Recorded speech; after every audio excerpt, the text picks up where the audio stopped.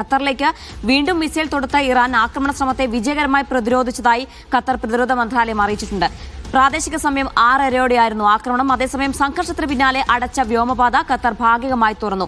അടിയന്തര ആവശ്യങ്ങൾക്കായുള്ള വിമാനങ്ങൾ മാത്രമാണ് സർവീസ് നടത്തുന്നത്. ഖത്തറിലെ സാഹചര്യം വിശദീകരിക്കാൻ അബ്ബാസ് മുഹമ്മദ് ചേരുന്നുണ്ട്.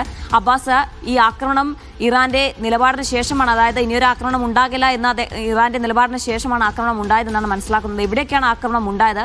ഇപ്പോഴത്തെ സാഹചര്യം എങ്ങനെയാണ്?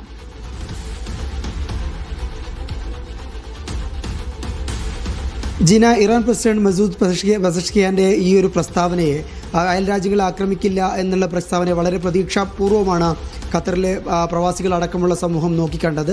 എന്നാൽ അതിന് ആ പ്രഖ്യാപനം വന്ന് ഏകദേശം ആ സമയത്ത് തന്നെയാണ് ഒരു ആക്രമണം, ഒരു മിസൈലിൻ്റെ ഒരു ശബ്ദം ഉണ്ടാകുന്നത്. അത് പിന്നീട് രാവിലെ 10:55 ഇവിടുത്തെ പ്രതിരോധ മന്ത്രാലയം സ്ഥിരീകരിക്കുകയും ചെയ്തു. അതിനുശേഷം ഇനി അതൊരു കമ്മ്യൂണിക്കേഷൻ ഗ്യാപ്പായിരിക്കും. ആ ഒരു ആക്രമണം താൽക്കാലികമായിട്ട് ഉണ്ടായ കമ്മ്യൂണിക്കേഷൻ ഗ്യാപ്പിൽ നിന്ന് സംഭവിച്ചതായിരിക്കും എന്നൊക്കെ കരുതിയിരിക്കുമ്പോഴാണ് ഇന്ന് വൈകിട്ട് 6:30 വീണ്ടും ഒരു സ്ഫോടന ശബ്ദം കേൾക്കുന്നത്. തൊട്ടു പിന്നാലെ പ്രതിരോധ മന്ത്രാലയം ഔദ്യോഗികമായിട്ടുള്ള വാർത്താക്കുറിപ്പിൽ അത് സ്ഥിരീകരിക്കുകയും ചെയ്തു. രണ്ടും മിസൈൽ ആക്രമണങ്ങളായിരുന്നു. രണ്ട് മിസൈൽ ആക്രമണങ്ങളെയും ഖത്തർ പ്രതിരോധ മന്ത്രാലയത്തിൻ്റെ വാർത്താക്കുറിപ്പ് പ്രകാരം ഇവിടുത്തെ വ്യോമ പ്രതിരോധ സംവിധാനം അത് തകർക്കുകയുണ്ടായി എന്നുള്ളതാണ് പറഞ്ഞിട്ടുള്ളത്. ഇതോടുകൂടെ 24 മണിക്കൂറിനകം 10 ഡ്രോണുകളും 2 മിസൈലുകളുമാണ് ഖത്തറിനെ ലക്ഷ്യമാക്കി ഇറാനിൽ നിന്ന് വന്നത്. ഈ 10 ഡ്രോണുകളിൽ 9 ഡ്രോണും നിർവീര്യമാക്കി. ഒരു ഡ്രോൺ ഈ താമസ കേന്ദ്രമല്ലാത്തൊരു സ്ഥലത്ത് പതിക്കുകയും ചെയ്തു എന്നുള്ളതാണ് പ്രതിരോധ മന്ത്രാലയത്തിൻ്റെ വാർത്താക്കുറിപ്പിൽ പറയുന്നത്. ഇതാണ് ഇതിനൊരു ആക്രമണത്തിൻ്റെ ഒരു ആകെ ചിത്രം എന്ന് പറയുന്നത്. ഇവിടുത്തെ ഒരു ഇറാൻ പ്രസിഡന്റിൻ്റെ ഒരു പ്രസ്താവനയെ വളരെ പ്രതീക്ഷയോടുകൂടിയാണ്, ഈ ആശങ്ക നിറഞ്ഞ സാഹചര്യത്തിൽ ഇവിടുത്തെ ഖത്തറിലെ സമൂഹം നോക്കിക്കണ്ടത്. അതിവിടെ ആളുകൾ പറയുന്നുമുണ്ടായിരുന്നു, പരസ്പരം അത് പങ്കുവെക്കുന്നുമുണ്ടായിരുന്നു. സാധാരണ ജീവിതത്തിലേക്ക് തിരിച്ചു നടക്കുകയാണ് എന്നുള്ള ഒരു ഇതുണ്ടായതിന് ശേഷമാണ്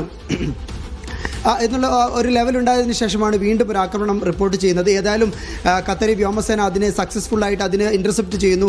അതിൻ്റെ ശബ്ദമാണ് താഴേക്ക് കേട്ടത്. വീണ്ടും ആഭ്യന്തര മന്ത്രാലയത്തിൻ്റെ ഒരു അറിയിപ്പുണ്ട്, തുടർച്ചയായ അറിയിപ്പുകളുണ്ട്. ഈ ഇൻ്റർസെപ്ഷൻ ചെയ്ത ഈ മിസൈലുകൾ താഴേക്ക് പതിക്കുന്നതിൻ്റെ അവശിഷ്ടങ്ങളുടെ അടുത്തേക്ക് പോകരുത്, അതിനെ ഫിലിം ചെയ്യരുത്, അത് സർക്കുലേറ്റ് ചെയ്യരുത് എന്നുള്ള നിർദ്ദേശങ്ങൾ കൊടുത്തിട്ടുണ്ട്. ഇതോടൊപ്പം തന്നെ ഈ ഒരു ആക്രമണം ഉണ്ടാകുന്ന സമയത്ത് ഇവിടെ security threat has been elevated എന്ന് പറയുന്ന ഒരു മെസ്സേജ് വരാറുണ്ട് സാധാരണ.